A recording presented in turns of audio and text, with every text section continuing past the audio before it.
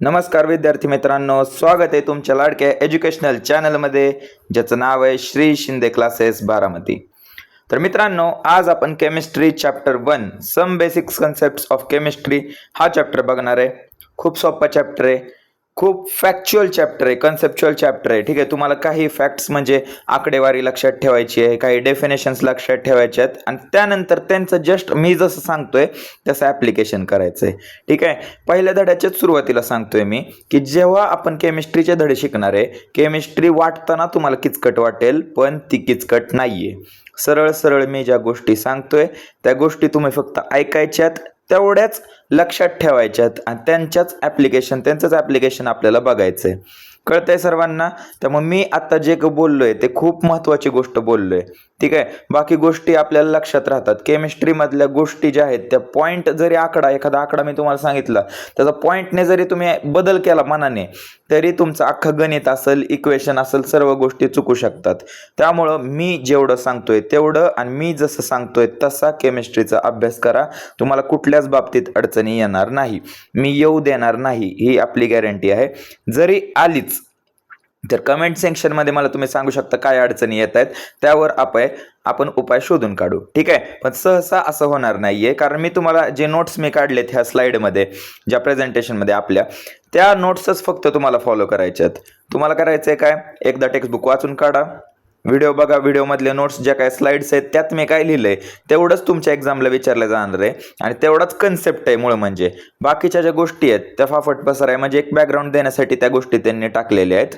त्यामुळं जेवढं मी ह्या स्लाइड्समध्ये मेन्शन करतोय ते पॉईंट, त्या डेफिनेशन्सच तुम्हाला एक्झाममध्ये आहे तशा विचारल्या जाणार आहेत. त्यामुळे त्या जशाच तशा पाठ करा. राहिला प्रश्न एक्सरसाइजचा किंवा सॉल्ड एक्झाम्पल्सचा, तर सॉल्ड एक्झाम्पल्स जे खरंच गरजेचे आहेत ते मी इथं स्लाइडवर घेणार आहे. ठीक आहे, ते मी क्वेश्चन्स सुद्धा टाकलेत. जे खरंच ज्या गोष्टींना वेळ लागतो, ज्या गोष्टी म्हणजे तुम्ही पुस्तक बघून तुम्हाला अप्लाय करता आल्या पाहिजे, त्या गोष्टी मी हे घेणार नाहीये. तुम्हाला ज्या अडचणी येतील त्या कमेंट सेक्शनमध्ये मला सांगत जावा. ठीक आहे, केमिस्ट्री विषय थोडा समजवायला पण किचकट आहे आणि समजायला थोडा वेळ घेतं. किचकट म्हणण्यापेक्षा वेळ घेतं आणि ह्या गोष्टींना सतत रिव्हिजनची गरज असते. त्यामुळे असं करू नका की केमिस्ट्री आज एक कळला चॅप्टर त्याला सोडून दिलं, तसं नाही करायचं. एक धडा दुसऱ्या धड्याशी संबंधित राहणार आहे. त्यामुळे जर तुम्हाला चॅप्टर 1 नाही कळला, चॅप्टर 2 नाही कळणार, 2 नाही कळला, 3 नाही कळणार, असं सगळे धडे इंटरलिंक्ड आहेत. त्यामुळे मी आत्ताच सुरुवातीला सुरू करायच्या आधीच सांगतोय, सगळं जसंच्या तसं मी जसं सांगतोय तसं लक्षात ठेवा. आणि ज्या अडचणी येतील, आपली कम्युनिटी आपण तयार केली आहेत. जे विद्यार्थी चॅनलवर नवीन आहेत त्यांनी चॅनलला सबस्क्राईब करा. डिस्क्रिप्शनमध्ये कम्युनिटी लिंक दिली आहे, व्हॉट्सअप कम्युनिटी लिंक दिली आहे. त्यामध्ये 11वी 12वीची कम्युनिटी आपण बनवलेली आहे. जे 11वीला विद्यार्थी आहेत त्यांनी 11वीला जॉईन करा, जे 12वीला आहेत ते 12वीला जॉईन करा. काही अडचण आली मला पर्सनली मेसेज करत जावा किंवा सरळ सरळ आपल्या यूट्यूब चॅनलच्या ज्या व्हिडिओ आहेत, जो काही व्हिडिओ आहे त्याच्या त्याच्या कमेंट सेक्शनमध्ये लिहित चला. ठीक आहे, ह्या अडचणी अशा येत आहेत वगैरे वगैरे सांगत चला. ठीक आहे, चलो, कुठलाच वेळ न वाया घालवता आपण आता लेक्चरला सुरू करूया. ओके, खूप असा म्हणजे छोटा धडा आहे पण समजावण्यात ह्यात भरपूर वेळ जातो. ठीक आहे, त्यामुळे थोडा जरी लेक्चर मोठं झालं तरी समजून घ्याल. ठीक आहे, तर चलो आपण सुरू करतोय chapter 1 some basic concepts of chemistry. चलो, आता पहिल्यांदा केमिस्ट्रीची तुम्हाला डेफिनेशन लक्षात ठेवायची, कारण तुम्ही पहिल्यांदाच आतापर्यंत तुमची विभाजन झालं नव्हतं विषयांचं. ठीक आहे ना, 10वी पर्यंत तुम्ही एक सायन्स म्हणूनच शिकत होतात, पण आता तुम्ही सायन्स स्ट्रीममध्ये केमिस्ट्री, फिजिक्स, मॅथ्स, बायो असे वेगवेगळे विषय शिकताय. त्यामुळे प्रत्येक सब्जेक्टच्या पहिल्या चॅप्टरमध्ये तुम्हाला डेफिनेशन्स बघायला मिळेल. तसंच ह्या चॅप्टरमध्ये सुद्धा आहे. मग केमिस्ट्री म्हणजे काय, डेफिनेशन तुम्ही पाठ करून घ्या. It is the study of matter. आता मॅटर म्हणजे काय हे पहिल्यांदा समजून घेऊ. मॅटर म्हणजे काय असतं, अशी कोणतीही वस्तू, एनिथिंग, काही, ठीक आहे, एनिथिंग जी काय करते, occupies space. Anything that occupies space, अशी कुठली पण वस्तू जी जागा व्यापते, जिला जागा लागतीये, ठीक आहे, तिला म्हणायचं मॅटर. मग ते मॅटर आपलं एअर असू शकतं, ते मॅटर आपलं लिक्विड स्टेटमध्ये असू शकतं, ते मॅटर आपलं सॉलिड स्टेटमध्ये असू शकतं. ठीक आहे, एनिथिंग दॅट ऑक्युपाईज स्पेस म्हणजे अशी कुठली पण वस्तू जिला जागा लागतीये, ज्याच्यामुळे ती स्वतःचं अस्तित्व प्रकट करते, त्या प्रत्येक गोष्टीला काय म्हणायचं, मॅटर म्हणायचं. मग केमिस्ट्री म्हणजे काय, द स्टडी ऑफ मॅटर आहे. It's physical and chemical property. बरे, आपण एखादी वस्तूचं कन्सिडरेशन करतोय, त्याच्या कुठल्या प्रॉपर्टी, फिजिकल आणि केमिकल प्रॉपर्टीचा स्टडी करणं, प्लस त्यामध्ये फिजिकल आणि केमिकल चेंजेस जे काय होतात अंडर डिफरंट कंडिशन्स. डिफरंट कंडिशनमध्ये तुम्हाला माहिती की केमिस्ट्रीमध्ये आता आपण जे काय एलिमेंट घेणार आहे, जे काय कंपाऊंड असतील, जे काय केमिकल्स असणार आहेत, त्या केमिकल्सला आपण गरम करणार आहे, गार करणार आहे किंवा त्यांना अंडर प्रेशर ठेवणार आहे, म्हणजे त्यांना आपण डिफरंट कंडिशन्स देतोय. तर ह्या वातावरणामध्ये त्यांच्यामध्ये फिजिकल केमिकल चेंजेस काय होत आहेत ते सगळं स्टडी करणं म्हणजे काय असतं, केमिस्ट्री असतं. त्यामुळे ही एक डेफिनेशन आहे. ओके, ती सर्वांनी लक्षात ठेवायची आहे की chemistry is a study of matter, त्या मॅटरच्या physical and chemical properties and physical and chemical changes that undergoes किंवा it undergoes under different conditions. Okay, कळतंय सर्वांना? ह्यामध्ये कुणाला काही अडचण नसावी असं मी सांगितलंय, म्हणजे मला असं वाटतंय, कारण मॅटरची डेफिनेशन मी सांगितली, कुठली पण वस्तू जी जागा व्यापते, ठीक आहे, जिला स्पेस लागते त्याला म्हणायचं मॅटर. मग आपण तो मॅटर आधी स्टडी करायचा आहे, त्याच्या फिजिकल आणि केमिकल प्रॉपर्टीज स्टडी करायच्या आहेत, आणि हा मॅटर वेगवेगळ्या कंडिशन्समध्ये कसा रिॲक्ट करतोय, त्यात कुठले चेंजेस होत आहेत, फिजिकल चेंजेस काय होत आहेत, केमिकल चेंजेस काय होत आहेत, ह्या सर्वांचं स्टडी करणं म्हणजे केमिस्ट्री असतं. ओके, कळतंय सर्वांना? चलो पुढे आता हे हळूहळू उलगडत जाणार आहे मित्रांनो, मी तुम्हाला आत्ताच सांगतोय, ठीक आहे. आता तुम्ही म्हणताल सर लगेच थोडंफार एक्झाम्पल वगैरे देणार, हे कन्सेप्ट सतत सतत सतत ह्याच लेक्चरमध्ये सतत सतत रिवाइज होणार आहे. मॅटरची डेफिनेशन मी सांगणार आहे, सगळ्या गोष्टी सांगणार आहे, फिजिकल काय असतं, केमिकल काय असतं, सगळं सगळं सगळं तुम्हाला सांगणार आहे, ठीक आहे ना. आता तर पिक्चर सुरू झालं, लगेच पहिल्यांदा फायटिंग तरी थोडी लगेच सुरू करता येते. हळूहळू पिक्चर जसं पुढे जाईल तसं हिरोची एंट्री होणार, मग विलनची एंट्री होणार, मग फायटिंग होणार, मग धमाका होणार ना. लगेच नका ना, थोडे हे करू, थांबा जरा वेळ, ठीक आहे. चलो आता पहिल्यांदा मग केमिस्ट्रीचे 2 प्रकार पडतात, ठीक आहे. केमिस्ट्रीचे किती प्रकार पडतात? 2. केमिस्ट्रीच्या 2 ब्रांचेस आहेत, एक आहे ऑर्गॅनिक केमिस्ट्री आणि दुसरी आहे इनऑर्गॅनिक केमिस्ट्री. आता ऑर्गॅनिक केमिस्ट्री म्हणलं, ऑर्गॅनिक हा शब्द जिथं कुठं येईल तिथं तुम्हाला एकच गोष्ट लक्षात ठेवायची आहे की इथं तुम्ही फक्त कार्बन आणि कार्बनच्या कंपाऊंड्सचा स्टडी करणार आहात, ठीक आहे. आणि इनऑर्गॅनिक म्हणजे ऑल द सबस्टन्सेस राहिलेले जिथं कार्बन इन्व्हॉल्व्ह होत नाही. कार्बन इन्व्हॉल्व्ह होत नाही म्हणजे ते कसे असणार आहेत? ऑर्गॅनिक नसणार आहेत. ज्या रिॲक्शन्स, जेवढे पदार्थ आहेत जे ऑर्गॅनिक नसतात त्यांचा स्टडी ज्या शाखेत आपण करतो ती आहे इनऑर्गॅनिक केमिस्ट्री, ज्या ब्रांचमध्ये करतो ती आहे इनऑर्गॅनिक केमिस्ट्री. त्यामुळे तुम्ही एक लक्षात ठेवली तर दुसरी डायरेक्ट लक्षात राहते, ठीक आहे. ऑर्गॅनिक म्हणजे काय? Study of properties and reactions of compounds of carbon, ठीक आहे. कार्बनच्या कंपाऊंडचा जिथं आपण अभ्यास करतो, ज्या ब्रांचमध्ये अभ्यास करतो त्या ब्रांच ऑफ केमिस्ट्रीला म्हणायचं ऑर्गॅनिक केमिस्ट्री. म्हणजे जिथं कुठं तुम्हाला कार्बन दिसेल म्हणायचं ती कंपाऊंड काय? ऑर्गॅनिक. आणि त्याच्या स्टडीला म्हणायचं ती कशाच्या अंडर येणार आहे? ऑर्गॅनिक केमिस्ट्री, ठीक आहे. जसं आपण आपल्या बायोलॉजीचं ग्लुकोज घेऊया, C6H12, ठीक आहे, H12O6. आता ह्यात तुम्हाला कार्बन दिसतोय, झालं ग्लुकोज. हा कसला कंपाऊंड झाला? ऑर्गॅनिक कंपाऊंड झाला. कळलं सगळ्यांना? मग जिथं कुठं तुम्हाला कार्बन दिसेल तिथं समजायचं तो पदार्थ कसा आहे? ऑर्गॅनिक कंपाऊंड आहे. आणि त्याचा स्टडी आपण ज्याच्या अंडर करतो त्याला म्हणायचं ऑर्गॅनिक केमिस्ट्री. आणि जर एखादा पदार्थामध्ये कार्बन नसेल, ठीक आहे, म्हणजे तो काय झाला? इनऑर्गॅनिक झाला. मग ह्या अशा पदार्थांचा स्टडी ज्यात कार्बन नाहीये त्या पदार्थांच्या स्टडीला आपण म्हणतो इनऑर्गॅनिक केमिस्ट्री. कळतंय सर्वांना? नेक्स्ट असते फिजिकल केमिस्ट्री. आता फिजिकल केमिस्ट्री म्हणजे काय? तर फिजिकल केमिस्ट्रीमध्ये आपण प्रॉपर्टीज ऑफ मॅटर स्टडी करतो, ठीक आहे. आता ह्यामध्ये आपण स्ट्रक्चर ऑफ ॲटम शिकणार आहे, मॉलिक्यूल नक्की काय असतात किंवा ह्यांचे जे फंडामेंटल कन्सेप्ट आहेत, जसं की इलेक्ट्रॉन काय आहे, प्रोटॉन काय आहे, न्यूट्रॉन काय आहे, एनर्जी कशा चेंज होतात आणि बाकीचे जे काय डायनामिक्स आहेत, म्हणजे जे काय बदल वगैरे होत असतील त्या सगळ्या गोष्टींचा जे स्टडी असतो. म्हणजे एलिमेंटच्या आतमध्ये ॲटम असतील, मॉलिक्युल्स असतील, आयन्स असतील, इलेक्ट्रॉन्स असतील, एनर्जी चेंजेस असतील, ह्या बाकीचे जे फापट पसार आहे ज्याचा आपण स्टडी करतोय ते सगळं कशात येतं? आपल्या फिजिकल केमिस्ट्रीमध्ये येतं. कळतंय सर्वांना? सध्याला आपल्यासाठी 2च शाखा महत्वाच्या आहेत, एक म्हणजे ऑर्गॅनिक आणि एक म्हणजे इनऑर्गॅनिक. फिजिकल म्हणजे तुम्ही एवढंच समजून घ्यायचं की atom, molecule, electron, proton, neutron, ॲटमचं स्ट्रक्चर, सगळ्या गोष्टी ज्या शाखेत येतात त्याला म्हणायचं फिजिकल केमिस्ट्री. एवढंच समजून घ्या. आता आपण मॅटरची डेफिनेशन बघणार आहे. बघा इथं काय दिले, मॅटरची डेफिनेशन दिली. ही डेफिनेशन लक्षात ठेवा सर्वांनी, ही सर्वांनी शिकली आहे, ठीक आहे ना. 8वी 9वी 10वीला शिकवली जाते की मॅटर म्हणजे काय असतं, anything that occupies space and has mass. बघा हा ॲडिशनल पॉईंट मागाशी मी तुम्हाला एवढंच सांगितलं होतं, ठीक आहे ना. म्हणजे तुम्हाला हेच पॉईंट रिपीट होणार आहेत, फक्त दरवेळेस थोडी ॲडिशन होणार आहे. मग जी वस्तू जागा व्यापते आणि जिला काय आहे, मास आहे. आता मास म्हणजे काय, मास म्हणजे काय हे पण शिकलोय आपण, 10वीला शिकलोय ना मास आणि वेट मधला डिफरन्स. तर मास म्हणजे काय लक्षात ठेवा, त्यालाच मराठीत आपण काय म्हणतो, वस्तुमान असं म्हणतो, ठीक आहे. मास युनिव्हर्स मध्ये सगळीकडे काय राहतं, सेम राहतं, हे आपण शिकलोय. बदलतं काय, वेट बदलतं. वेट म्हणजे आपलं वजन आहे आणि मास म्हणजे आपलं वस्तुमान आहे.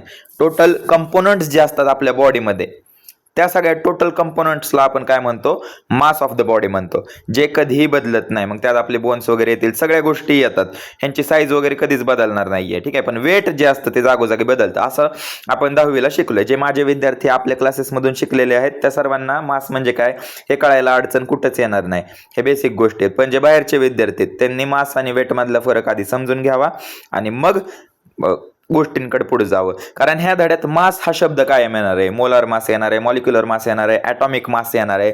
मग जर तुम्हाला मासच नाही कळलं तर मासचे प्रकार सुद्धा कळणार नाहीयेत. त्यामुळे आधी मास आणि वेट ह्यातला फरक समजून घ्या, ओके, मग पुढे जावा. पण मी तर तुम्हाला सांगितलंय मास आणि वेट ह्या दोन वेगवेगळ्या गोष्टी आहेत. मास म्हणजे जे ओरिजिनल तुमच्यामध्ये मॅटर प्रेझेंट आहे, जे कधीच बदलणार नाही, त्याला म्हणायचं मास, ओके. आणि वेट म्हणजे काय, तर पृथ्वी आपल्यावर जो बल लावते आपल्याला स्थिर ठेवण्यासाठी, force of attraction, gravitational force लावलेला, त्याला म्हणायचं वेट. जेवढी वस्तूचं वजन जास्त त्याचा अर्थ काय होतो की पृथ्वी त्याला स्थिर ठेवण्यासाठी तेवढा जास्त फोर्स लावतीये. वजन कमी म्हणजे फोर्स पृथ्वीने लावलेला कमी आहे, ठीक आहे. पण मास जे असतं ते सगळीकडे काय राहतं, सेम राहतं. त्यामुळे लक्षात ठेवा मॅटरची डेफिनेशन महत्वाची आहे. तर मॅटर म्हणजे काय, anything that occupies space and has mass. असे कुठलीही गोष्ट जी जागा व्यापते, जिला जागा लागते. आणि जागा का लागते, कारण तिला काय एक वजन आहे, एक वस्तुमान आहे, म्हणजेच मास आहे. समजून घेण्यासाठी तुम्ही हेच समजून घेऊ शकता की मास म्हणजे वजन आहे, समजून घेण्यासाठी. पण लक्षात ठेवा मास आणि वेट, वस्तुमान आणि वजन ह्या दोन्ही वेगवेगळ्या गोष्टी आहेत. समजण्यासाठी तुम्ही एक आहे असंच समजू शकता. जसं स्पीड अँड व्हेलॉसिटी आहे. स्पीड अँड व्हेलॉसिटी आपण समजताना काय समजतो की दोन्ही म्हणजे काय, हा बाबा स्पीड धरूनच चालू. पण स्पीड म्हणजे काय, डिस्टन्स अपॉन टाइम. व्हेलॉसिटी म्हणजे काय, डिस्प्लेसमेंट अपॉन टाइम, बरोबर ना. ह्या सगळ्या गोष्टी आपण शिकलोय का नाही. पण धरताना आपण काय धरतो, दोन्ही पण काय वेगच आहे, दोन्ही स्पीडच आहे. तसंच समजून घ्या मास आणि वेटला, कळतंय. चलो जाऊया पुढे, जास्त टाइम नको वेस्ट करायला, जाऊया पुढे, ओके. आता पुढं की matter can be classified further into pure substance आणि मिक्सचर. आता मॅटर दोन प्रकारे आपण डिवाइड करू शकतो. मॅटर दोन प्रकारे क्लासिफाय करतो, एक म्हणजे प्युअर सबस्टन्स आणि एक आहे मिक्सचर. तर तुमच्या टेक्स्टबुकमध्ये आणि अजून एक गोष्ट की मी हा धडा शिकवताना की कुठला पण फिजिक्स आणि केमिस्ट्रीचा धडा शिकवताना टेक्स्टबुक जास्त रेफर करणार आहे. कारण ॲट लास्ट तुम्हाला बोर्ड्स देताना, कॉलेजच्या एक्झाम्स देताना टीचर लोक जे क्वेश्चन पेपर फ्रेम करतात ते टेक्स्टबुकच्याच बेसिसवर फ्रेम करतात, ठीक आहे ना. त्यामुळे जास्त विस्तार न करता, जास्त बाहेरचं उगच घेण्या देण्याचं नॉलेज न घेता, जे आपल्या टेक्स्टबुकमध्ये आहे ना ते आधी डायजेस्ट करा. मग तुम्हाला जेव्हा गरज वाटेल त्यावेळेस मी एक्स्ट्रा नंतर लेक्चर टाकणारच आहे ना, ठीक आहे ना. पण आत्ताची गरज काय ती भागवा. टेक्स्टबुक ही आपली पहिली प्रायोरिटी पाहिजे, मग बाकीच्या गोष्टी. हे डोक्यात फिट करून ठेवा, ठीक आहे ना. तरच तुमचा स्कोर आपल्या एक्झाम्समध्ये वगैरे चांगला येऊ शकतो, नाहीतर येणार नाहीये, कळतंय. मग तुम्हाला हे टेक्स्टबुकमध्ये दिलेलं दिसत असेल की मॅटरचा आपण किती प्रकारे, म्हणजे मॅटरचे किती टाईप पाडतो. तर पहिलं आहे प्युअर सबस्टन्स आणि दुसरे काय, मिक्सचर. आता प्युअर सबस्टन्समध्ये कोण कोण येतात, तर आपले येतात एलिमेंट्स आणि येतात कंपाऊंड्स. तर पिरियॉडिक क्लासिफिकेशन ऑफ एलिमेंट हा धडा तुम्ही 10th मध्ये शिकला असताल तर तुम्हाला कळलं असेल की एलिमेंट्स 118 आहेत आपल्या पिरियॉडिक टेबलमध्ये, ठीक आहे ना. हे बेसिक गोष्टी आहेत, ह्यात जास्त मी वेळ नाही वाया घालवत आहे. कारण जर असं प्रत्येकासाठी बेसिक सांगत राहिलं तर व्हिडिओची लेंथ पण वाढते आणि बाकी जे हुशार विद्यार्थी आहेत त्यांना पण वाटतं की यार खूप सर बेसिक पर्यंत जात आहेत. तर तसं न करता ह्या छोट्या गोष्टी मी इग्नोर करतोय, ठीक आहे. जिथं खरंच गरज आहे ना सांगण्याची तिथं मी सांगल, पण आता नाहीये. आता तुम्ही थोडे मोठे झाले, ठीक आहे. ज्या लेवलला तुम्ही अभ्यास करायला पाहिजे तेव्हा नाही केला, त्यात माझी काही चूक आहे ना. त्यामुळं लक्ष द्या. एलिमेंट्सची संख्या लक्षात ठेवा. आपल्या पिरियॉडिक टेबलमध्ये की 118 एलिमेंट्स आहेत. आता जसं म्हणजे एलिमेंट्स आता वाढलेत, ठीक आहे ना. पण जनरल बऱ्याच पुस्तकांमध्ये 118 मेन्शन आहेत, एलिमेंट्स 120 असे 120 प्लस पर्यंत काहीतरी गेलेत. त्यामुळे आता आपण जेवढं शिकलोय त्या बेसिसवर 10वीच्या बेसवर तुम्ही जेवढं केवढं शिकलाय तेवढं तर तुम्हाला माहिती की पिरियडिक टेबलमध्ये एलिमेंट्स किती 118. मग प्युअर सबस्टन्सचं अजून एक क्लासिफिकेशन काय होतं, कंपाऊंड्समध्ये होतं. ठीक आहे. मिक्सचर म्हणजे काय, मिक्सचर नावातच आहे, दोन गोष्टी एकत्र मिक्स करताय तुम्ही. ठीक आहे ना, मिक्स करताय म्हणजेच त्याला म्हणायचं मिक्सचर. मिक्सचरचे दोन प्रकार पडतात, होमोजिनियस आणि हेटेरोजिनियस. ह्यात तुम्हाला सरळ कळते, होमोचा अर्थ काय असतो, सेम. हेटेरोचा काय असतो, डिफरंट. मग जिथं दोन गोष्टी मिक्स केल्यावर तुम्हाला एक समान सोल्युशन दिसत असेल, दोन गोष्टी मिक्स केल्या ए आणि बी, ह्या दोन्ही गोष्टी मिक्स केल्यावर तुम्हाला एक समान असं सोल्युशन दिसत असेल सी, ज्यात ए तुम्हाला वेगळा करता येऊ शकत नाहीये, बी तुम्हाला वेगळा करता येऊ शकत नाही किंवा स्पष्ट दिसत नाहीये ए आणि बी वेगळे झालेले, त्या मिक्सचरला म्हणायचं होमोजिनियस मिक्सचर. एक्झाम्पल देतो, हे जर साखरेचं पाणी किंवा आपण हे करतो मीठ आणि पाणी जेव्हा आपण मिक्स करतो त्यावेळेस ते तुम्हाला होमोजिनस दिसतं, एक समानच दिसतं. त्यात तुम्हाला असं मीठ वेगळं आणि पाणी वेगळं असं दिसतं का, नाही दिसत. हे मिक्सचर म्हणजे सेम झालंय, त्याला एक रूप आलंय. मग ज्या मिक्सचरला एक रूप येतं, जिथं तुम्हाला जे दोन्ही पदार्थ आहेत वेगवेगळे करता येत नाहीत किंवा वेगवेगळे तुम्हाला दिसत नाहीये स्पष्टपणे, त्या मिक्सचरला म्हणायचं होमोजिनस मिक्सचर. आणि जिथं तुम्हाला गोष्टी वेगवेगळ्या दिसत आहेत, जसं की ऑइल आणि वॉटर, पाणी आणि तेल मिक्स करताय, मिक्स होतंय का, ते नाही मिक्स होत आणि तुम्हाला स्पष्ट दिसतंय की ऑइल पाण्याच्या वर तरंगतंय. मग जिथं तुम्हाला मिक्स केल्या वेगवेगळ्या लेयर्स दिसत असतील, सेपरेशन करता येत असेल, बघता क्षणी कळत असेल की हा ही वरची लेअर वेगळी आहे ऑइलची, खालची लेअर पाण्याची वेगळी आहे. म्हणजे इथं ते मिक्सचर म्हणजे ते मिक्स होतंय का व्यवस्थित, नाही. कम्प्लीट एक तुम्हाला बघायला मिळतंय का सगळं ऑइल वॉटर मिक्स होऊन एक तिसरंच काहीतरी तयार झालंय जे एक समान दिसतंय का, तर नाहीये. दोन्ही गोष्टी वेगवेगळ्या दिसत आहेत, फरक कळता येतोय. मग ह्या मिक्सचरला म्हणायचं हेटेरोजिनस मिक्सचर. हेटेरोचा अर्थ समजून घ्या, डिफरंट. हे शब्द तुम्हाला बायोलॉजीमध्ये पण लागणार आहेत, त्यामुळे हे शब्द मी डिटेलमध्ये सांगतोय. होमो म्हणजे असतं सेम, हेटेरो म्हणजे असतं डिफरंट. मग जिथं दोन्ही वस्तू मिक्स होऊन तुम्हाला सेम अख्खं एक रूप झालेलं मिक्सचर दिसत असेल, ए आणि बी वेगळे करता येत नसतील, ते होमोजिनस. जिथं ए आणि बी हे दोन घटक मिक्स केल्यानंतर सुद्धा वेगवेगळे दिसत असतील, सेपरेट करता येत असतील, ते असतात हेटेरोजिनस. ओके.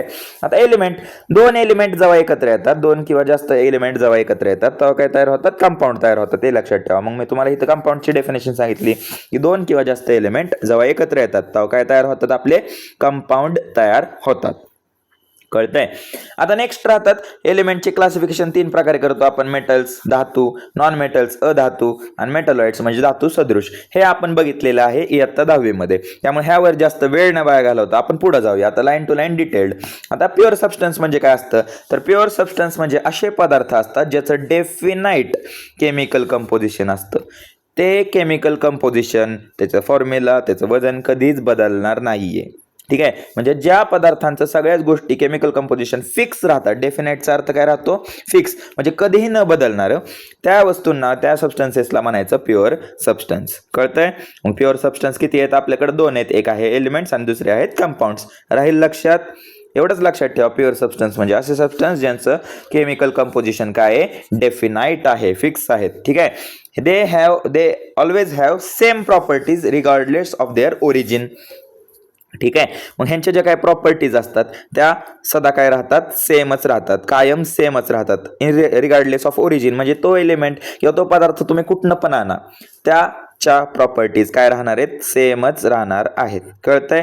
ह्याला म्हणायचं प्युअर सबस्टन्स. जसं की एलिमेंट, आता एलिमेंट आपल्याला मिळतात, तुम्हाला आपण शिकलोय की जे काही एलिमेंट्स असतात ते मिनरलच्या फॉर्ममध्ये मिळतात, है ना. मिनरल्स, ओर्स आहे. आपण मेटलर्जी जो धडा आहे त्यात शिकलोय. मग समजा मी आता 2 ठिकाणे घेतली. एक ठिकाण घेतलं आफ्रिका घ्या. ठीक आहे. आफ्रिका तुम्हाला माहिती आहे ना, आफ्रिका देश आहे का कॉन्टिनेंट आहे, बरं सांगा बरं. अर्ध्या लोकांचं उत्तर चुकल. ठीक आहे. आफ्रिका हा कॉन्टिनेंट आहे.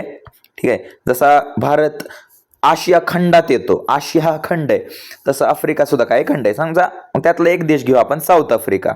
ठीक आहे. South Africa. आणि एक देश घेऊ आपला लाडका भारत, आपला आवडता भारत. ओके.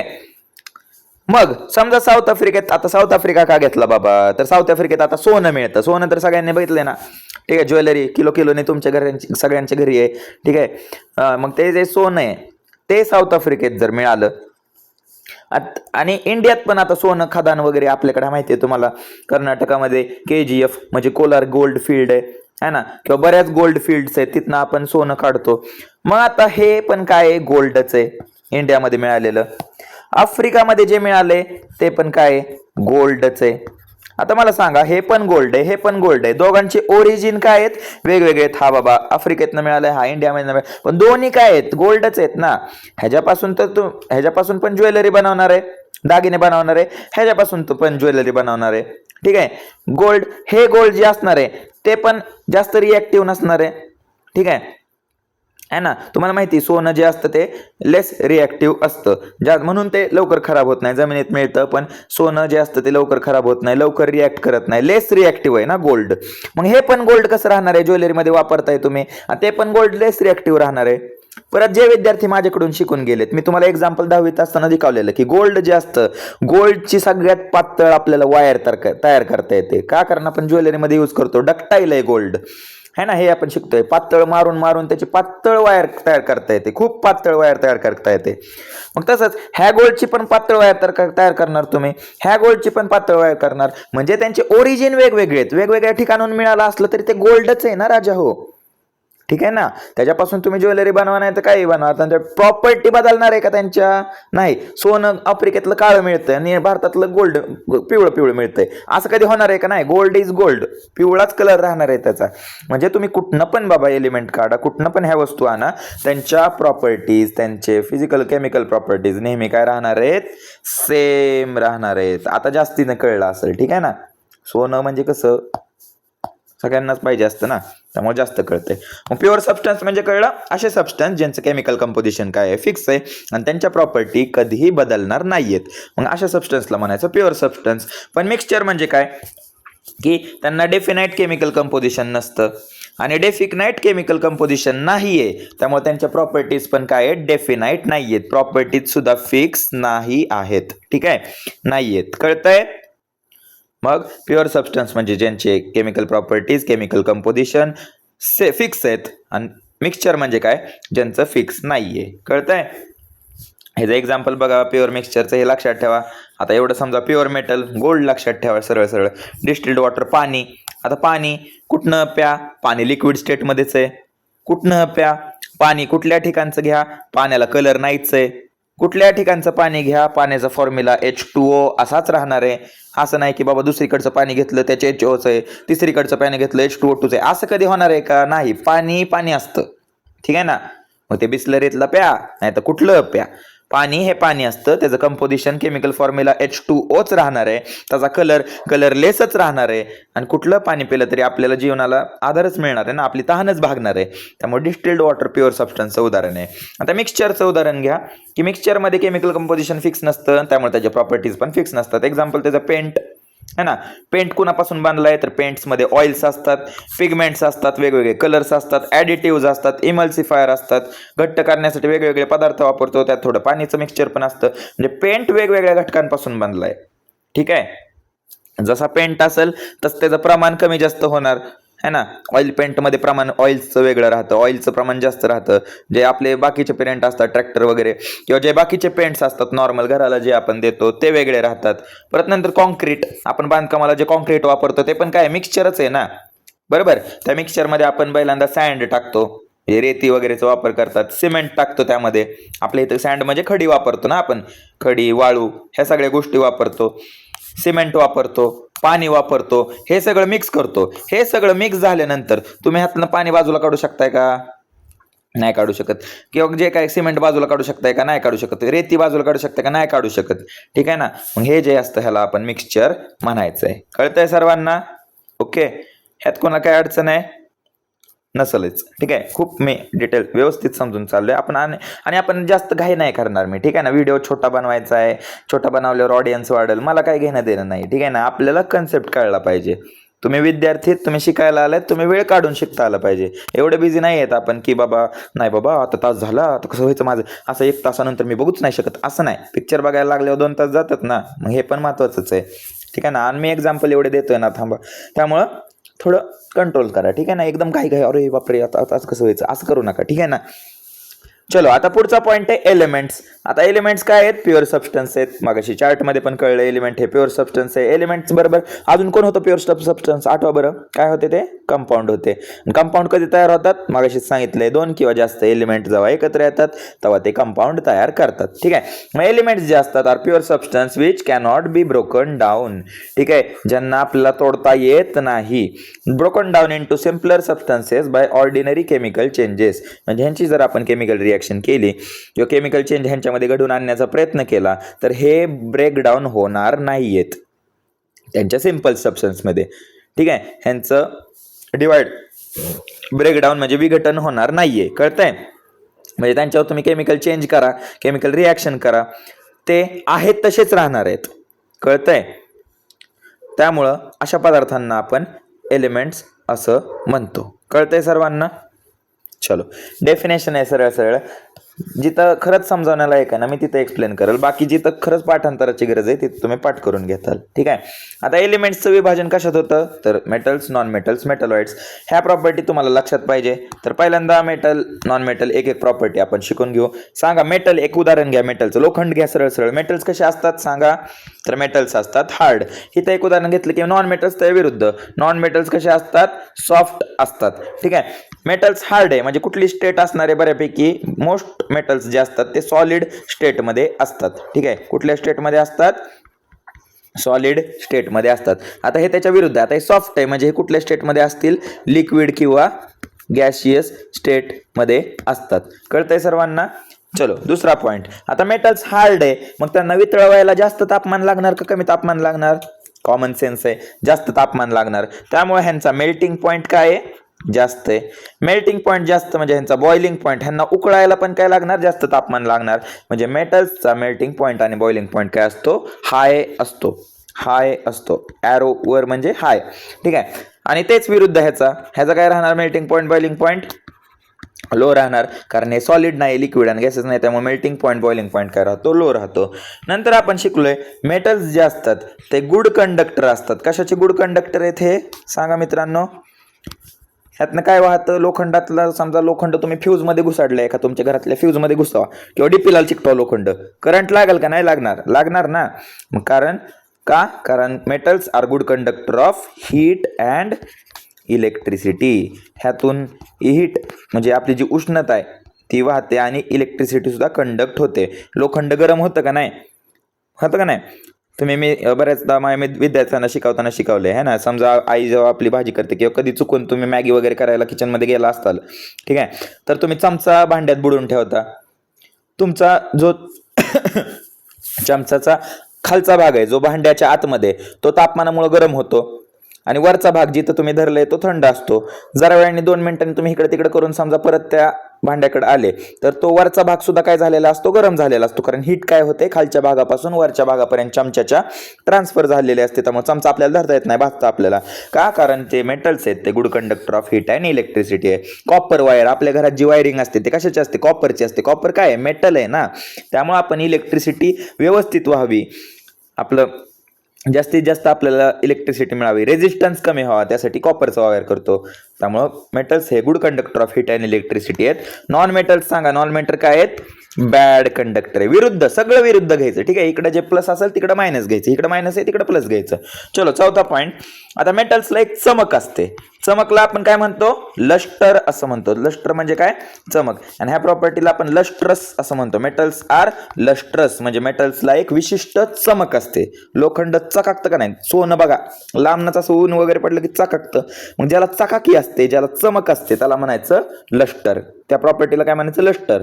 लिहायचं metals are lustrous. Non metal सांगा? नॉन मेटलला चमक नसते, नो चमक. नो चमक मीन्स नो लस्ट्रस. म्हणजे हे कसं असतात? नॉन लस्ट्रस असतात. हे लक्षात ठेवा, non lustrous. Non metals non lustrous असतात, ह्यांना चमक नसते. कळतंय सर्वांना? शायनी अपिअरन्स नसतो. ठीक आहे, इथे लक्षात ठेवा, शायनी अपिअरन्स, चमकत नाही, शायनी अपिअरन्स ह्याला नसतो. शायनी अपिअरन्स नसतो. चलो पुढे नेक्स्ट. आता मेटल्सची आपण एक पातळ थिन वायर तयार करू शकतो. कसली वायर तयार करू शकतो? थिन, एकदम पातळ. ही जर करता आलं तर ह्या प्रॉपर्टीला म्हणायचं डक्टिलिटी किंवा डक्टाईल, ते मेटल्स कसे आहेत, डक्टाईल असं आपण म्हणतो. मग डक्टाईल म्हणजे काय, जर त्या मेटलचं आपल्याला खूप पातळ थिन वायर तयार करता आली तर म्हणायचं मेटल्स कसे आहेत, डक्टाईल आहेत. If metals can be drawn into a wire then it is said to be ductile. Element, ज्या एलिमेंटला आपल्याला ड्रॉन इंटू वायर म्हणजे वायर बनवता येते ज्या एलिमेंटची, ते 100% काय असणार आहेत, मेटल्स असणार आहेत. त्यामुळे सगळे मेटल्स कसे असतात, डक्टाईल असतात. म्हणजे ह्यांची आपल्याला पातळ वायर तयार करता येते. गोल्डचं उदाहरण मी मागाशी दिलं ना, सोन्याची बघा एकदम बारीक डिझाईन आपल्याला बनवता येते. का, कारण ते डक्टाईल आहे, बारीक पातळ त्याची वायर तयार करायची, तीच अशी गोल गोल फिरून वगैरे ज्वेलरीमध्ये वापरले जाते. हे डक्टाईल आहे, तर हे कसं असणार आहे, नॉन डक्टाईल. म्हणजे ह्यांची आपल्याला पातळ वायर तयार करता येत नाही. कळतंय. आता जशी इथं आपण पातळ वायर तयार करतोय तसंच इथं काय तयार करायचं आहे, थिन म्हणजे पातळ शीट तयार करायचा, पत्रा तयार करायचा आहे. मग जर एलिमेंटचा मारून मारून पातळ पत्रा होत असेल, पत्रा तयार करता येत असेल खूप पातळ, तर त्या प्रॉपर्टीला म्हणजे ते कोण आहेत, 100% आपले मेटल्स आहेत. ठीक आहे. आणि त्या प्रॉपर्टीला काय म्हणायचं, मॅलिएबल. काय म्हणायचं त्या प्रॉपर्टीला, मॅलिएबल असं म्हणायचं. मॅलिएबल म्हणजे काय, त्याला हॅमरिंग करायचं. हॅमरिंग म्हणजे हातोड्याच्या मध्ये मारून मारून मारून त्याची काय तयार करायची, एक पातळ शीट जर तयार करता आली तर तो एलिमेंट काय मॅलिएबल आहे. त्यामुळे आपले सगळे मेटल्स जे असतात ते मॅलिएबल असतात. म्हणजे सगळ्या मेटल्सचा आपल्याला पत्रा तयार करता येतो, पातळ पत्रा, पातळ शीट तयार करता येते, है ना. बरोबर आहे. कॉपरचं बघा, ज्यांनी अर्थिंग बघितली असेल, अर्थिंगच्या वेळेस आपण कॉपर प्लेट वापरतो. कॉपर प्लेट जमिनीखाली पुरतो आपण, मग प्लेट बनवता येतेच ना, म्हणजे शीट बनवतोय ना आपण. ती प्लेट म्हणजे थोडक्यात शीटचाच एक भाग झाला ना. चलो, हे कसं आहे, तर हे जे आपण पत्रा बित्रा बनवू शकत नाही, पातळ शीट तयार करता येत नाही, त्यामुळे ह्याला म्हणायचं नॉन मॅलिएबल. ठीक आहे, नॉन मॅलिएबल. कळतंय ना सर्वांना. नंतरचा पॉईंट काय आहे की डक्टाईल कळलं, मॅलिएबल कळलं. आता लास्ट पॉईंट सोनोरस. हा पॉईंट पण मी एक्स्ट्रा तुमच्या बुकमध्ये दिला नाहीये, एक्स्ट्रा नाही म्हणता येणार कारण आपण 10वीत शिकलोय. सोनोरस म्हणजे काय, तर एक विशिष्ट प्रकारचा साऊंड हे जनरेट करतात. म्हणजे मेटल्सला जर आपण कशावर पण मांडलं, लोखंड, जसं की लोखंडावर तुम्ही एक दुसरं लोखंड माळा, ट्रिंकन असा आवाज येतो किंवा ट्रंकन असा आवाज येतो. मग जर आपल्याला आवाज येत असेल तर म्हणायचं ती प्रॉपर्टी काय, सोनोरस. पण आपले जे नॉन मेटल्स आहेत ते असा आवाज करत नाही, त्यामुळे ह्यांना म्हणायचं नॉन सोनोरस. हे विशिष्ट आवाज करत नाही. ठीक आहे ना, ट्रिंग ट्रिंग टुंग टुंग असा आवाज करत नाही. कळतंय. मग ह्या मेटल आणि नॉन मेटलच्या प्रॉपर्टी आहेत, खूप इम्पॉर्टंट आहेत, ते तेवढं लक्षात ठेवा. कळतंय सर्वांना नक्की. ओके. आता काही विशिष्ट आहे ते एक्सेप्शन आहेत, त्या लक्षात ठेवा. एक्सेप्शन आहेत, इथं सुद्धा काही एक्सेप्शन आहेत, तेवढं तुमच्या बुकमध्ये दिले, तेवढं वाचून घ्याल तुम्ही. एक्सेप्शन काय, मी तुम्हाला सांगितलं की बऱ्यापैकी जे काय आपले मेटल्स आहेत ते कसे राहतात, सॉलिड राहतात, है ना. जसं की गोल्ड आहे, आपलं सिल्वर आहे, सोनं चांदी असेल, कॉपर असेल, लोखंड असेल, हे सॉलिड आहे. पण ह्या त्यांनी एक एक्सेप्शन दिले. त्याचं काय एक्सेप्शन, ते मर्क्युरी. तर मर्क्युरी कुठं असतं लाडक्यांनो, सांगा कुठल्या डिव्हाइसमध्ये, कुठलं डिव्हाइस ज्याने आपण तापमान मोजतो. मर्क्युरी कुठं बघायला मिळतं, थर्मामीटरमध्ये बघायला मिळतं का नाही. थर्मामीटरमध्ये जे मर्क्युरी आपण वापरतो ते मर्क्युरी कुठल्या स्टेटमध्ये असतं, लिक्विड स्टेटमध्ये असतं. एवढं लक्षात ठेवा, कुठल्या स्टेटमध्ये असतं, लिक्विड स्टेटमध्ये असतं. म्हणजे मर्क्युरी हे मेटल असून कुठल्या स्टेटमध्ये एक्झिस्ट करतंय, तर लिक्विड स्टेटमध्ये एक्झिस्ट करते. मग हे एक एक्सेप्शन आहे. ठीक आहे. पुढे अजून एक नॉन मेटलचं एक्सेप्शन काय, तर आपण ह्यात काय शिकतो, कार्बन शिकतो ना. कार्बनचा एक ॲलोट्रॉप काय, डायमंड आहे ना. आपण शिकलोय की डायमंड जे आहे, मेटल्स हार्ड असतात, पण डायमंड नॉन मेटल असून सुद्धा वर्ल्ड मधला सगळ्यात हार्डेस्ट सबस्टन्स आहे. डायमंडने आपण कुठली पण वस्तू कापू शकतो. बरोबर. ह्याचाच एक ॲलोट्रॉप काय, ग्राफाइट जे आपल्या पेन्सिलमध्ये असतं, है ना, लीड जे आपण ज्याला आपण लीड म्हणतो. लीड हा एलिमेंट वेगळा आहे बरं का मित्रांनो. मी पेन्सिलची जी तुम्ही लीड म्हणता ना, पेन्सिलची लीड तुटली निप, जे आपल्या पेन्सिलमध्ये ब्लॅक असतं ज्याला आपण लीड म्हणतो. ठीक आहे, ते म्हणजे आपलं ग्राफाइट असतं. ते ग्राफाइट कार्बनचाच एक ॲलोट्रॉप आहे. कार्बन काय, नॉन मेटल आहे. ठीक आहे ना.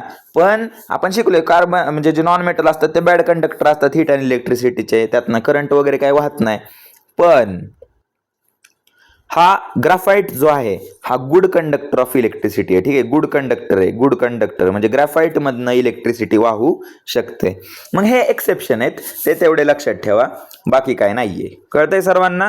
मग हा पार्ट कळलाच असेल असं मला वाटतंय. चला जाऊया पुढं नंतर. आता पुढचा पॉईंट दिलाय त्यांनी, मेटलॉइड्स. आता मेटलॉइड म्हणजे काय ना, मधीला टाकलेले. मेटल आणि नॉन मेटलच्या मधीला टाकलेले. थोड्या प्रॉपर्टी ह्या मेटलच्या दाखवतात, थोड्या प्रॉपर्टी ह्या नॉन मेटलच्या दाखवतात. म्हणजेच ह्या कुठल्या प्रॉपर्टी दाखवतात? इंटरमिजिएट, मधल्या प्रॉपर्टी, थोड्या मेटलच्या थोड्या नॉन मेटलच्या. ठीक आहे, मग ह्यांना म्हणायचं मेटलॉइड्स. सिंपल आहे, हे कोण तुम्हाला विचारणार नाही. हेच एक्झाम्पल लक्षात ठेवा फक्त. आर्सेनिक, सिलिकॉन, जर्मेनियम हे त्याचे एक्झाम्पल आहे मेटलॉइडचे. ओके, आता कंपाऊंड्स. कंपाऊंड्स म्हणजे काय?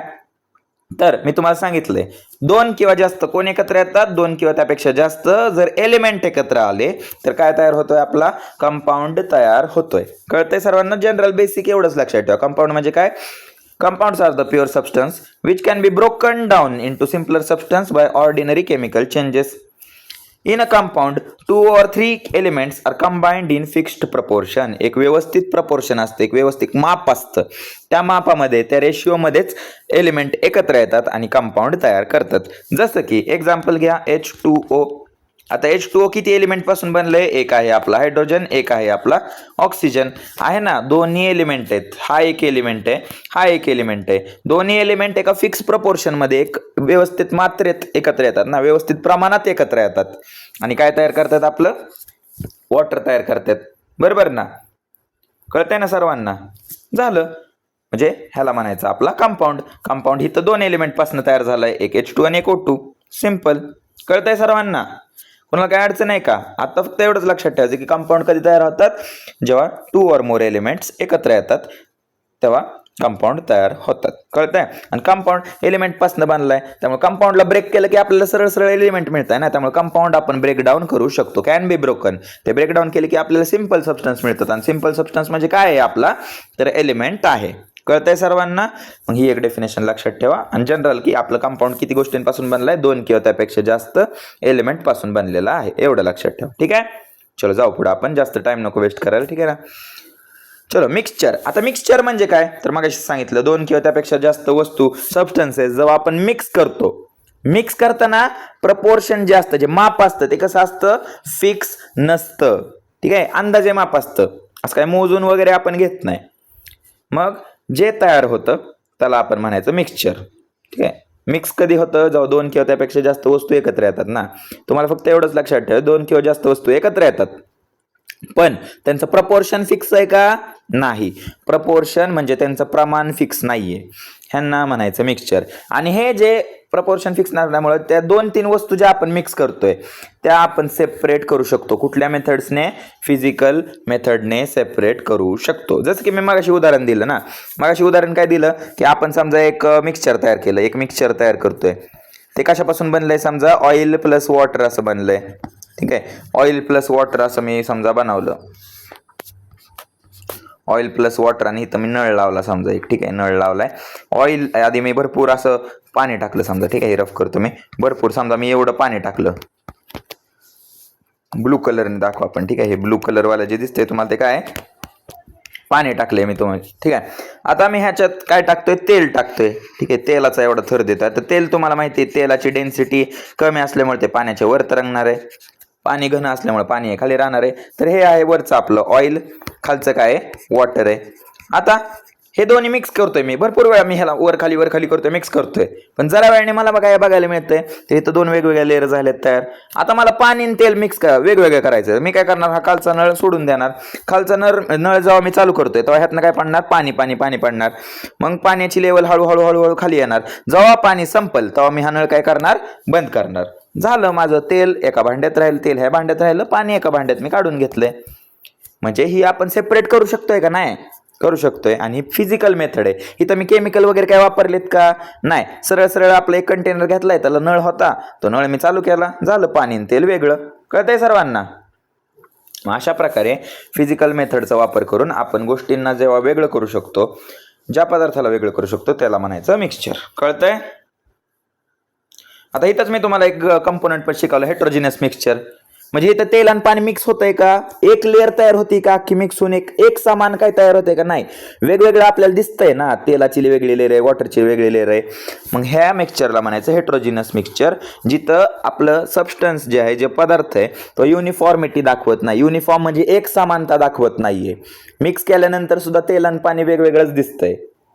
किंवा अजून एक उदाहरण हेट्रोजिनसचं मी देतो. तुम्ही माती खेळलाय ना लहानपणी, आपण सगळे माती खेळलोय, मातीचा चिखल बनवलाय. मग समजा आपण एक ग्लास घेतला, त्यात पाणी घेतलं आणि त्यात माती टाकली, भरपूर वेळा हलवली, तरी बऱ्याच वेळाने आपल्याला दिसतं ना पाणी वर तरंगतंय आणि माती गाळ जो आहे तो खाली. म्हणजे मिक्स झाले का, एक समान लेअर तयार झाली का, नाही. त्यामुळे सँड प्लस वॉटर हे सुद्धा हेट्रोजिनसचं कंपाऊंड आहे. मी तुम्हाला सांगितलं हेट्रो म्हणजे काय, डिफरंट, वेगवेगळे. मग जेव्हा वेगवेगळे थर तयार होत असतील, वेगवेगळे लेयर्स बघायला मिळत असतील, एक समानता बघायला मिळत नसेल, तर त्या मिक्सचरला काय म्हणायचं, हेटेरोजिनस मिक्सचर म्हणायचं. आणि त्या विरुद्ध कोण आहे आपला, होमोजिनस मिक्सचर. म्हणजे जिथं तुम्हाला काय बघायला मिळते, युनिफॉर्मिटी बघायला मिळते, एक समानता बघायला मिळते, तिथं त्या मिक्सचरला म्हणायचं होमोजिनस मिक्सचर. ठीक आहे. म्हणजे इथं काय राहतं की because homogeneous mixture because the molecules of constituent solute and solvent are uniformly mixed throughout its bulk. Example त्याचं सोल्युशन आहे. आता सोल्युशन म्हणजे समजा मी सोल्युशन तयार करतोय, साखर आणि पाणीचं शुगर सोल्युशन तयार करतोय. आता यात सोल्यूट काय, आता नेहमी आता एक गोष्ट ही आत्ताच लक्षात ठेवा, ही नंतर तुम्हाला शिकायची आहे, पण मी आत्ताच सांगतोय. ठीक आहे. सॉल्वंट म्हणजे काय, एक सोल्युशन मध्ये ज्या गोष्टीचं प्रमाण आपण जास्त घेतो, ठीक आहे, ज्या गोष्टीचं प्रमाण जास्त घेतो त्याला म्हणायचं सॉल्वंट. आणि जी वस्तू आपण त्या सॉल्वंट मध्ये टाकतो त्याला म्हणायचं सोल्यूट. जी वस्तू आपण कुणामध्ये टाकतो, सॉल्वंट मध्ये टाकतो वरून, त्याला म्हणायचं सोल्यूट. मी तुम्हाला विचारतो, जर मी तुला ऑप्शन दिले शुगर आणि वॉटर, ठीक आहे, शुगर आणि वॉटर, तर मला सांगा ह्यात सॉल्वंट काय आणि सोल्यूट काय. मी परत एकदा सांगतो, सॉल्वंट म्हणजे काय, जी वस्तू आपण सुरुवातीला घेतोय आणि जी प्रमाणात जास्त आहे त्याला म्हणायचं सॉल्वंट. आणि सोल्यूट म्हणजे काय, जी वस्तू आपण सॉल्वंट मध्ये वरून टाकतोय त्याला म्हणायचं सोल्यूट. मग आपण सॉल्वंट जास्त प्रमाणात काय घेतो, नेहमी पाणी घेतो ना, वॉटर घेतो, मग वॉटर झालं आपलं सॉल्वंट. आणि वॉटर मध्ये वरून आपण काय टाकतोय, शुगर, त्यामुळे शुगर झालं आपलं सोल्यूट. ठीक आहे. आणि हे दोन्ही जेव्हा तुम्ही मिक्स करता, साखर पाणी मिक्स करता एका फिक्स प्रमाणामध्ये, ठीक आहे, एका प्रमाणामध्ये जेव्हा तुम्ही हे मिक्स करता, तेव्हा साखर पाण्यामध्ये ते एकत्रित असं मिक्सचर तयार झालं. त्यात तुम्हाला साखर पाणी वेगळं करता येतं का, आता नाही करता येत. मग ह्याला काय म्हणायचं, होमोजिनस मिक्सचर म्हणायचं. एक समान लेअर बघायला मिळते, तुम्हाला दिसताना ते एकदम पाण्यासारखं स्पष्टच दिसणार. त्यातली विरघळलेली साखर तुम्हाला दिसणार आहे का, नाही दिसणार, है ना. त्यामुळे एक समान मिक्सचर तयार झालेलं दिसतं. मग हे एक्झाम्पल आहे होमोजिनस मिक्सचरचं. हेट्रोजिनस सांगितले, ह्या व्याख्यात त्या लक्षात ठेवा. ठीक आहे. In heterogeneous mixture the molecules of constituents are not uniformly mix, एकत्रित ते मिक्स होत नाही throughout the bulk. For example suspension of insoluble solid in liquid. ठीक आहे, हे एक्झाम्पल लक्षात ठेवा. ऑइल वॉटर सगळ्यात बेस्ट एक्झाम्पल आहे, बारक्या पोराला सांगितलं तरी कळून जाईल ते एक्झाम्पल. ठीक आहे ना. त्यामुळे हे बेसिक जसं तुम्हाला जमतंय तशी एक्झाम्पल लक्षात ठेवा. कळतंय सर्वांना, जायचं पुढं, चलो. आता स्टेट्स ऑफ मॅटर. तुम्हाला हे गोष्ट माहिती आहे, मॅटरच्या किती स्टेट असतात बाबा, 8वी 7वी शिकलेल्या गोष्टीत, लिक्विड, सॉलिड, गॅस. मग ह्यातल्या बेसिक गोष्टी तुमच्या पुस्तकात दिल्यात, त्या लक्षात ठेवा. सॉलिड म्हणजे काय, तर जे ॲटम किंवा जे पार्टिकल असतील ते कसे असतील, एकदम जवळ असतील, जवळ आहे, त्यांच्यातला बॉन्ड स्ट्रॉंग आहे. ठीक आहे, त्यामुळे त्यांना म्हणायचं सॉलिड. हे झालं सॉलिड. लिक्विड म्हणजे काय, त्यांचे पार्टिकल जे असतील ते थोडेसे लांब असतील, ह्यांच्यामध्ये बॉन्ड वीक असेल सॉलिडपेक्षा, त्याला म्हणायचं लिक्विड. आणि गॅस म्हणजे काय, त्याचे पार्टिकल खूपच विरळ असतील, खूपच लांब असं असेल, ह्याला म्हणायचं गॅस. ह्यांच्यामध्ये बॉन्ड वीकर असतो, सिंपल. हे आपण 8वी 7वीत शिकलेली गोष्टी आहेत, त्यामुळे मला नाही वाटत की ते मी आत्ता शिकवावं. ह्या लेवलला 11वीला आलोय आपण, ह्या लेवलला शिकवायची गरज नाहीये. मग लक्षात ठेवा, 3 स्टेट्स ऑफ मॅटर आहे, सॉलिड, लिक्विड, गॅसेस. आणि हे तिन्ही स्टेट कशा असतात, म्हणजे कुठली वस्तू इंटरकन्व्हर्टेबल असते. उदाहरण घ्या, इंटरकन्व्हर्टेबल म्हणजे काय, आपण वस्तूंच्या स्टेट बदलू शकतो. बेस्ट एक्झाम्पल काय आहे ह्याचं, तर आईस घ्या. आईस कुठल्या स्टेटमध्ये, बर्फ, सॉलिड स्टेटमध्ये. आईस म्हणजे काय, आपलं पाणीच आहे ना, H2Oच आहे. कुठल्या स्टेटमध्ये, आता सॉलिडमध्ये. आईसला तुम्ही गरम करा, गरम केलं, आईसचं काय होणार आहे आईसचं, बर्फाला गरम केलं काय तयार होतं, वॉटर तयार होतं. वॉटरच मिळणार आहे, सुरू कुठल्या पासून केले, वॉटर पासूनच ना. पण ते कुठल्या स्टेटमध्ये, सॉलिड. आता पाणी झालं, कुठल्या स्टेटमध्ये झालं, लिक्विड स्टेटमध्ये झालं. आता ह्याच पाण्याला तुम्ही अजून गरम केलं तर काय तयार होणार, तुमची वाफ तयार होणार, स्टीम किंवा वॉटर वेपर आपण त्याला म्हणतो. काय म्हणतो त्याला आपण, वॉटर वेपर असं म्हणतो. थांबा एक मिनिट मित्रांनो.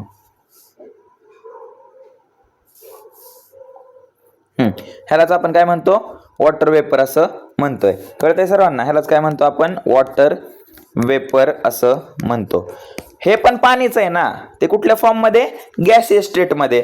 कळतंय, मग सुरुवात म्हणजे पदार्थ काय एकच आहे ना, वॉटर, पाणीच घेतलंय भाऊ. पाणीच सॉलिड स्टेट मध्ये असतं, त्याला आपण आईस म्हणतो. ते गरम केलं पाणी बनतं, म्हणजे आपलं लिक्विड स्टेट मधलं पाणी मिळतं, ते पिण्याला एक असतं. त्यालाच आपण अजून गरम केलं, त्याची वाफ बनते. हीच वाफ कोंडून ठेवा. ठीक आहे, एका भांड्यात पाणी उकळतंय, त्यावर झाकण ठेवा, पाणी तसंच राहणार ना. त्याचा गॅस बनला, गॅस बनून ते भांड्याला, वरच्या भांड्याला चिटकलं आपल्या. परत काय बनलं, थंड झाल्यावर पाण्याला अजून थंड करा, काय बनणार, बर्फ. म्हणजे ही इंटर कन्व्हर्टिबल प्रोसेस आहे. इंटर कन्व्हर्टिबलचा अर्थ कळला की एका स्टेटचं रूपांतर आपण वेगवेगळ्या स्टेटमध्ये आपल्याला करता येते वस्तूचं. सॉलिडचं लिक्विड केलं, लिक्विडचं गॅस केलं, गॅसला थंड केलं, परत लिक्विड झालं ह्याला, परत थंड केलं ह्याला, सॉलिड झालं. मग हे इंटर कन्व्हर्टिबल आहे, एवढं लक्षात ठेवा. पुढे बघा, फिजिकल प्रॉपर्टी म्हणजे काय, तर अशा प्रॉपर्टी ज्या आपण मेजर करू शकतो, ज्या बघू शकतो विदाउट चेंजिंग केमिकल कंपोजिशन, त्याला म्हणायचं फिजिकल प्रॉपर्टी. कळतंय सर्वांना, म्हणजे मेल्टिंग पॉईंट असेल, बॉइलिंग पॉईंट असेल, वस्तूची स्टेट केमिकल न वापरता आपल्याला दिसतंय ना बाबा, हा बर्फ आहे, कुठल्या स्टेटचा आहे बाबा, सॉलिड आहे, कलर कसा आहे, काय कसा आहे, वितळतोय कसा, किती डिग्रीला वितळणार, काय वितळणार, बघून कळणाऱ्या गोष्टीत ना ह्या, आणि त्या मोजू शकतोय आपण कुठलीच केमिकल कंपोजिशन मध्ये बदल न करता, है ना. ह्या गोष्टींना म्हणायचं फिजिकल प्रॉपर्टी. जसे की कलर असेल वस्तूचा वास असेल, मेल्टिंग पॉईंट असेल, बॉइलिंग पॉईंट असेल, घनता असेल, ह्या गोष्टी बघून कळतायत ना. मध उदाहरण घ्या, मधाचा कलर तुम्हाला कळतोय, मधाला एक विशिष्ट वास असतो ते तुम्हाला माहिती आहे. मध जास्त किती घन आहे ते तुम्हाला दिसतंय ना, बघून कळतंय ना. मध घट्ट आहे म्हणजे घन आहे. पाणी कळतंय घना, म्हणजे मधापेक्षा ते थोडं लवकर वाहतंय, म्हणजे घनता त्याची कमी आहे. पाण्याला कलर नाहीये, पाण्याला वास नाहीये, पाणी 100 डिग्रीला उकळतं, बघून कळणाऱ्या गोष्टीत ना ह्या, आणि ह्या आपण मोजू शकतोय. केमिकल कंपोजिशन मध्ये काय बदल होतोय का, नाही. मग ह्या प्रॉपर्टीजला म्हणायचं फिजिकल प्रॉपर्टीज. त्याविरुद्ध दुसरं काय, chemical properties. Properties where substance undergo chemical change, जिथं पदार्थामध्ये काय होतोय, केमिकल चेंज होतोय. Thereby exhibit chemical change in chemical composition. आणि केमिकल चेंज झाल्यामुळं त्याचं कंपोजिशन, त्याचं स्ट्रक्चर असेल ते पण काय होतंय, बदलतंय, त्याच्या प्रॉपर्टीज बदलतायत. ह्याला म्हणायचं केमिकल प्रॉपर्टीज. उदाहरण घ्या, ते काय म्हणतात, कोल आहे म्हणजे कोळसा आहे. कोळसा सर्वांनी बघितलाय, सॉलिड स्टेट मध्ये असतो, काळ्या कलरचा असतो. कोळसा बर्न्स इन एअर, कोळसा जेव्हा जळतो तेव्हा काय तयार होतं, कार्बन डायऑक्साईड तयार होतं, बरोबर ना. कोळशामध्ये कार्बन जास्त आहे, ऑक्सिजन आहे का नाही. मग हाच कार्बन जेव्हा आपण जाळतोय तेव्हा तो काय तयार करतो, कार्बन डायऑक्साईड म्हणजे CO2 तयार करतोय. बदललं का नाही कंपोजिशन. हा सॉलिड होता, हा गॅस झाला, ठीक आहे. परत हा जो आहे हा नुसता कार्बन होता, हा CO2 झाला, केमिकल कंपोजिशन बदललं, ठीक आहे. प्रॉपर्टी बदलल्या ह्यांच्या, कळतंय. आता इथं बघा, magnesium ion Burns in air in the presence of oxygen two form magnesium oxide. म्हणजे मॅग्नेशियम आहे, ऑक्सिजन बर रिॲक्ट करतो, काय तयार होतं, मॅग्नेशियम ऑक्साईड. ही रिॲक्शन 10वीत तुम्ही प्रयोग केला आहे ना. मॅग्नेशियम वायर एका फ्लेमनी बंद होतं, असं उजेड वगैरे पडतो. हे स्ट्रिप तुम्ही जाळले असतील, बघितलं पण असेल प्रॅक्टिकल एक्झाम मध्ये. तेच उदाहरण आहे की सुरुवातीला मॅग्नेशियम वेगळं होतं, ऑक्सिजन ह्याच्या प्रॉपर्टी वेगळ्या, दोन्ही एकत्र येऊन तिसरं काहीतरी तयार करतात मॅग्नेशियम ऑक्साईड, ह्याच्या प्रॉपर्टी काहीतरी वेगळ्या आहेत. कळतंय. मग इथं आपण पदार्थ मिक्स करतोय, त्यांच्यामध्ये केमिकल चेंज होतोय. केमिकल चेंज झाल्यामुळे त्यांचं केमिकल कंपोजिशन बदलतंय, त्यामुळे त्यांचं काय बदलतात, केमिकल प्रॉपर्टीज बदलत आहेत. कळतंय सर्वांना, खूप बेसिक आहे, लक्षात ठेवताल, ठीक आहे. आता तुम्हाला डेफिनेशन दिली आहे इथून पुढं. कशाची डेफिनेशन दिली आहे, युनिट्सची. म्हणजे युनिटला मराठीत काय म्हणतो आपण, एकक असं म्हणतो, है ना. युनिट्स लहानपणापासून शिकतोय. वजन कशात मोजतात बाबा, किलोग्रॅम मध्ये मोजतात. अंतर कशात मोजतात, किलोमीटर, मीटर, सेंटीमीटर मध्ये मोजतात. टाइम कशात मोजतात, सेकंद मध्ये मोजतात. हे सगळ्यांना माहिती आहे, त्यामुळे ही एक फालतू डेफिनेशन आहे, तेवढी लक्षात ठेवा. The arbitrarily decided and universally accepted, हा शब्द महत्वाचा आहे. Universally accepted standards are called as units. म्हणजे हे जे युनिट्स आहेत ते जगभरात सगळ्यांनी मान्य केलेत. ते तुमच्या गावातनं गाव बदलल्यावर बदलणार आहे का, नाही. ते इथं इंडियात मेजर करा, तेच लोक तेच त्यामध्येच मोजणार आहेत. अमेरिकेत जाऊन मेजर करा, लोक ते अंतर असेल, ते वजन असेल, त्याच क्वांटिटीमध्ये मोजणार आहेत. ती जी क्वांटिटी असते जी युनिव्हर्सली ऍक्सेप्टेड आहे, सर्वांनी त्याचा स्वीकार केलाय, ते जगात कुठं पण बदलणार नाहीयेत, त्या क्वांटिटीजला म्हणायचं युनिटी, ठीक आहे. युनिट्स असं म्हणा, युनिट्स म्हणतो, युनिट्स म्हणायचं, ठीक आहे. ते एकक असं म्हणतो आपण, ठीक आहे. एवढं कळलं सगळ्यांना. चलो पुढं. आता युनिट पण 3 प्रकारचे असतात. एक असतं CGS युनिट, एक असतं FBS, एक असतं MKS. आता CGS मधला C फॉर सेंटीमीटर असतं. सेंटीमीटर कशासाठी वापरतो आपण, काय मेजर करायला, length. G for gram, gram कशासाठी वापरतो, मास म्हणजे वस्तूचं वस्तुमान मोजायला, थोडक्यात वजन समजून घ्या. ठीक आहे, मी आधीच सांगितलंय वजन आणि वस्तुमान वेगवेगळ्या गोष्टीत, वेट आणि मास वेगवेगळ्या गोष्टीत, पण समजण्यासाठी समजून घ्या वजनच थोडक्यात. ठीक आहे, वजन नेहमी कशात मोजतो आपण, ग्रॅम मध्ये मोजतो, आणि टाइम कशात मोजतो आपण, सेकंद मध्ये मोजतो, बरोबर ना. तर हे छोटं युनिट आहे, सेंटीमीटर, ग्रॅम, सेकंद. कळतंय, सेंटीमीटर लेंथसाठी, ग्रॅम वजनासाठी, सेकंद टाइमसाठी. तेच आपण थोडं मोठी व्हॅल्यू घेतली तर सेंटीमीटर पेक्षा मोठा असतो फूट, है ना. एफ फॉर फूट. फूट पण कशासाठी वापरतो आपण, लेंथ मोजायसाठीच वापरतोय. पाऊंड, वजन आपण पाऊंड मध्ये मोजतो, पाऊंड 1 युनिट झालं.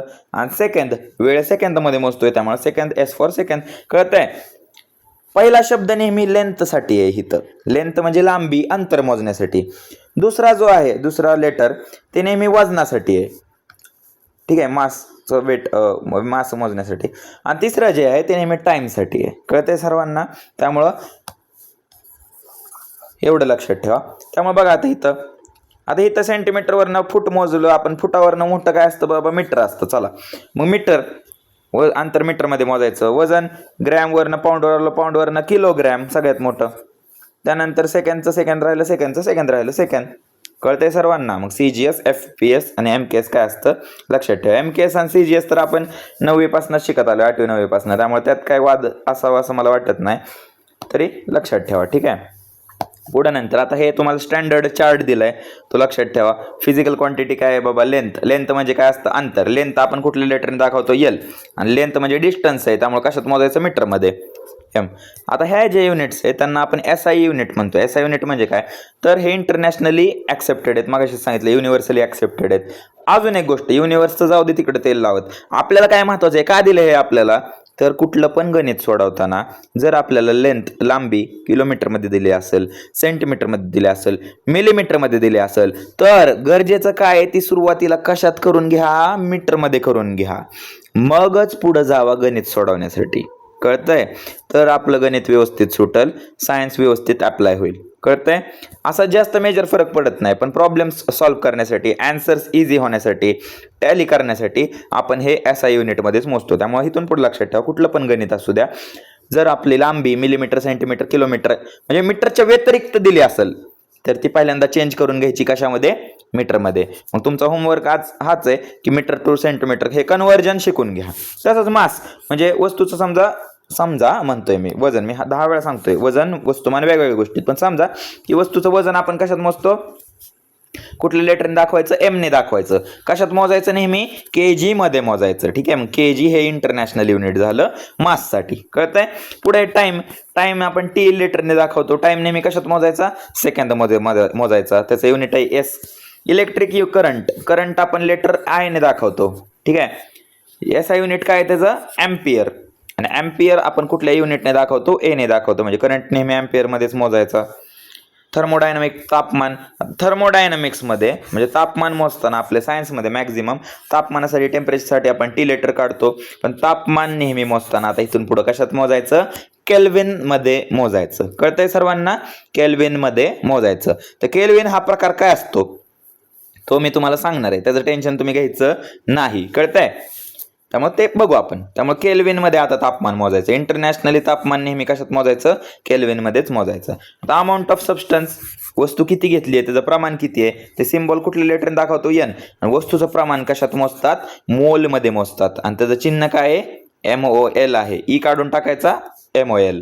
हे पण आपल्याला पुढे शिकायचं आहे. ठीक आहे, पुढचा point, luminous intensity. Luminous intensity म्हणजे लाईटची इंटेन्सिटी. ल्युमिनस म्हणजे लाईट, थोडक्यात लाईटची इंटेन्सिटी किती आहे ते आपल्याला बघायचं आहे, म्हणजे लाईटची पॉवर किती आहे थोडक्यात. मग इंटेन्सिटी आपण I ने दाखवतो. इंटेन्सिटी कशात मोजतात, कॅन्डेलामध्ये मोजतात, आणि त्याचं युनिट आपण कसं दाखवतो, CD ने दाखवतो. तर तुम्हाला हा टेबल पाठ करायचा आहे. ठीक आहे ना, मी आता स्पष्टच सांगतोय, हा टेबल तुम्हाला पाठ करायचा आहे, कारण ह्या टेबलवरच प्रश्न बनू शकतात. ठीक आहे ना, आणि बनतातच. ह्या गोष्टी आपल्याला लागणारच आहेत, म्हणजे कधी ना कधी तर करायचंच आहे ना पाठ. आत्ताच करा ना मग राजा हो. कळतंय, आत्ताच पाठ करून घ्या आणि विषय संपून टाका. इंटरनॅशनल युनिट विचारले, धडधड धडधड एक्झाम्पल लिहिता आले पाहिजे. किती 7 दिलेत. 7च्या 7 तुमच्या टेक्स्टबुकमध्ये व्यवस्थित मेन्शन केले. विचारण्याचे चान्स भरपूर असतात, त्यामुळं ही गोष्ट स्किप करायची नाही. जे टेबल जे चार्ट मी सांगतोय ते 101% पाठच करायचे. मी तुम्हाला पहिल्याच वेळेस सांगितले. कळतंय सर्वांना? राहील लक्षात? मग मला आता असं वाटतंय की आपण थांबावं. ठीक आहे, तुम्ही आज काय करा, इथपर्यंत चॅप्टर कंप्लीट करून घ्या आधी इथपर्यंत. नाहीतर काय होईल, मला वाढवायला काय प्रॉब्लेम नाही, लेंथ वाढेल लेक्चरची. पहिली गोष्ट, तुम्हाला हळूहळू जसंच पुढं जाईल तसं गोष्टी विसरताल. त्यामुळे मला असं वाटतंय इथपर्यंत आपण थांबावं. इथं आपण थांबतोय. जे काय आत्तापर्यंत शिकलाय ते नोटबुकमध्ये व्यवस्थित लिहून काढा, पाठ करा. टेक्स्टबुक 2दा तरी वाचा इथपर्यंत. पुढच्या लेक्चरमध्ये आपण राहिलेल्या सगळ्या गोष्टी कंप्लीट करणार आहे. ठीक आहे, कळतंय सगळ्यांना? कारण लेक्चर नाही तर खूप मोठं होईल, तुम्ही कंटाळून जाताल. केमिस्ट्री हा काय असा खूपच उत्साहपूर्वक असा विषय नाहीये, थेरॉटिकल विषय आहे थोडासा. ते कन्सेप्च्युअल विषय, फॅक्च्युअल आहे. थोडंसं गोष्टी लक्षात ठेवावं लागतात जिथले तिथं. त्यामुळे एवढंच आधी पाचवा, पहिला चॅप्टर आहे, लगेच मोठा घास घ्यायला नको असं माझं मत आहे.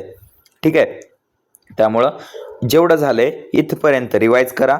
डेफिनेशन सगळ्यात महत्वाच्या, जेवढ्या मी स्लाइडमध्ये दिल्यात ना, बघा मी व्यवस्थित स्लाइड दाखवतो, स्क्रीनशॉट काढून घ्या हवं तर, नाही तर पॉज करून व्हिडिओ बघू शकता तुम्ही परत एकदा. ठीक आहे ना? त्या सगळ्या गोष्टी आहेत तशा पाठ करा. मी तुमच्या टेक्स्टबुकचाच वापर केलाय ना, एक्सटर्नल माझ्या मनाचे कुठलेही सोर्स वापरलेले नाहीयेत. कारण एक्झामिनर तुम्हाला देताना टेक्स्टबुक बेसिसवरच मार्क देणार आहे. तुमचे टीचर लोक टेक्स्टबुक बेसिसवरच मार्क देणार आहे. त्यामुळं हा आपला पार्ट 1 आहे. पार्ट 1 चॅप्टर 1चा पार्ट 1. ह्यात जेवढं झालंय तेवढं रिवाइज करा.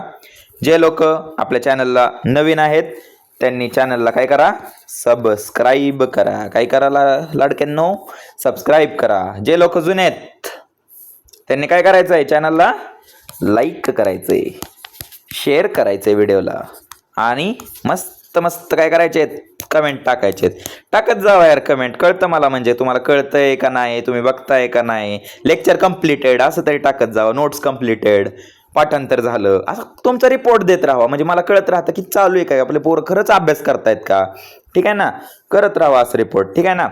आणि कम्युनिटी ज्यांनी जॉईन केली नाही त्यांनी कम्युनिटी डिस्क्रिप्शन लिंक, म्हणजे डिस्क्रिप्शन मध्ये लिंक दिलेली आहे. 11वी 12वीची सेपरेट लिंक आहे. व्यवस्थित वाचाल आणि कम्युनिटी जॉईन करताल. तिथं डेली अपडेट्स पडत राहतील. मला वाटतील काही गोष्टी गरजेच्या आहेत तर मी स्टडी मटेरियल सुद्धा त्यावर टाकत जाईल.